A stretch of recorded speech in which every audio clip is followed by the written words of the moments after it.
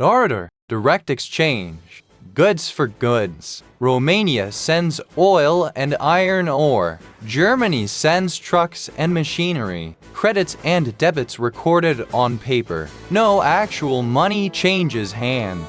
No foreign currency needed. No gold shipped. Just goods exchanged directly. It was economic time travel, back to ancient trading systems. But it worked. Germany traded with Hungary, Bulgaria, Romania, the smaller nations in its backyard that would not be affected by a naval blockade, built economic dependencies, created relationships that would matter when war came, and with South American nations, Brazil, Argentina, Chile, nations far from European politics, nations that would trade with anyone, nations with resources Germany desperately needed, German warehouses filled with stockpiled materials, iron, copper, rubber, brim, everything necessary to wage war, everything necessary to survive a blockade. Hitler was systematically preparing Germany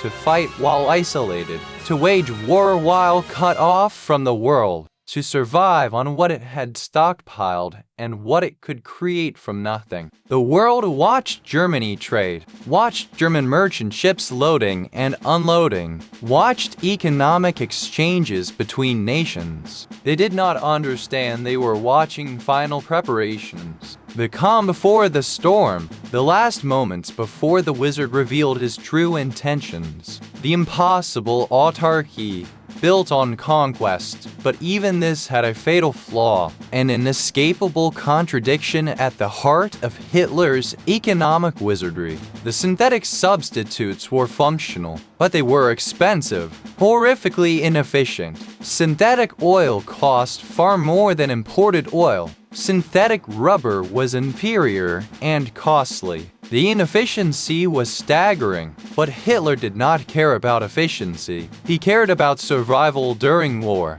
about functioning while blockaded. So cost was irrelevant. Efficiency was irrelevant. Only capability mattered. The real problem, the unsolvable problem, was the resources that could not be substituted, that could not be created through chemistry, or engineering, or willpower. Nickel, manganese, chromium, tungsten, molybdenum, critical metals for weapons production, for hardening steel, for building engines that could withstand high temperatures and pressures. No substitutes existed. Chemistry could not create them, and most of these resources were in enemy territory. Britain, France, their colonies, or they were in neutral nations that could only be reached by sea routes that would be immediately blockaded. Germany's self-sufficiency was a lie, an impossible goal. Hitler's autarky, his self-sufficient economy,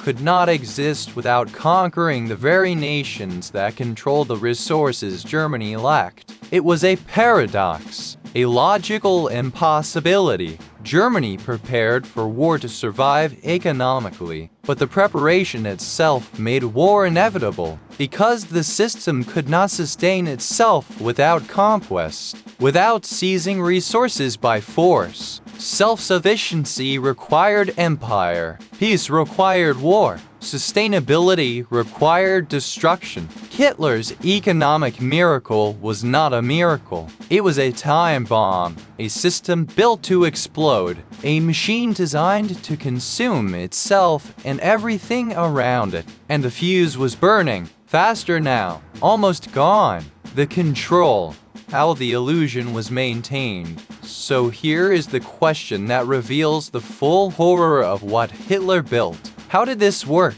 How did Germany flood the economy with shadow money, with billions of marks worth of MIFO pills, without triggering inflation? How did they burn resources on inefficient synthetic products without economic collapse? How did they stockpile weapons while pretending to build peace? How did this insane system function at all without the German people noticing? Without the German people demanding answers? The answer reveals the true nature of Hitler's economic wizardry. The final piece of the trick, Total control, absolute control, totalitarian control. Control so complete that reality itself could be manipulated. Germany was no longer a market economy. It was not even a planned economy. It was a command economy, a military economy, a prison economy. The nation existed to serve the war machine, and anyone who questioned this was destroyed. The wizard's final trick was not financial, it was political. He controlled everything, every price, every wage, every transaction, every voice. The iron cage, economic totalitarianism. The Nazi regime systematically dismantled every mechanism of economic freedom, every check, every balance, every way for markets to signal problems or for citizens to protect their interests. They abolished all independent labor unions, destroyed them, arrested their leaders, created a state-controlled labor organization called the German Labor Front, stripped workers of the right to negotiate wages, to strike, to demand better conditions, to quit jobs and seek better opportunities. Wages were fixed by government decree. You earn what the state said you earned, not what your labor was worth. Not what the market would bear, what the state commanded. They fixed prices for everything. Food, clothing, rugs, building materials, factory equipment. Nothing was determined by supply and demand. Everything was controlled, frozen, dictated from above. If your costs went up but prices were frozen, too bad. If you could not make a profit, too bad. You produced what you were told to produce. You sold it for what you were told to charge, or you faced consequences. They controlled production, told companies what to produce, how much to produce, where to sell it, who to sell it to. Market freedom was an illusion. Every factory operated according to state directives. Every business served state priorities. Want to produce consumer goods instead of weapons? Deny. Want to export for profit instead of serving domestic needs? Deny. Want to invest in efficiency instead of expansion? Deny. They rationed goods, food, clothing, fuel, use, everything. Citizens received ration cards. You could only buy what the government allowed you to buy. Nothing more.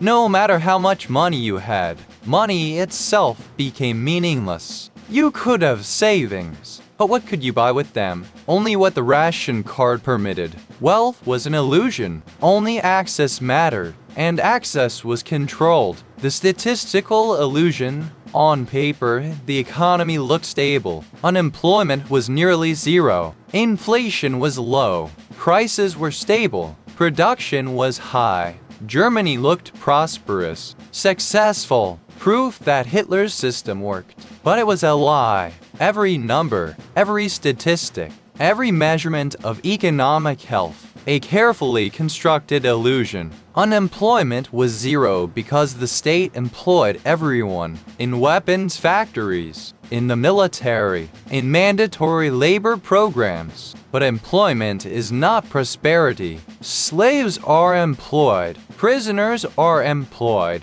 Employment means nothing if you cannot choose your work, cannot negotiate your wages, cannot improve your circumstances. Inflation was low because prices were frozen by force, by law, by threat. But suppressing prices does not eliminate inflation. It hides it. It creates shortages instead. Empty shelves, rationing, black markets. The inflation is still there. You just cannot see it in the official numbers. Production was high because factories ran constantly, but they were producing weapons, not consumer goods, not things that improved German lives, things that would destroy other nations' lives. The prosperity was fake. The stability was enforced. The miracle was a stage production with the entire nation as actors forced to pretend everything was wonderful while preparing for catastrophe. And any criticism,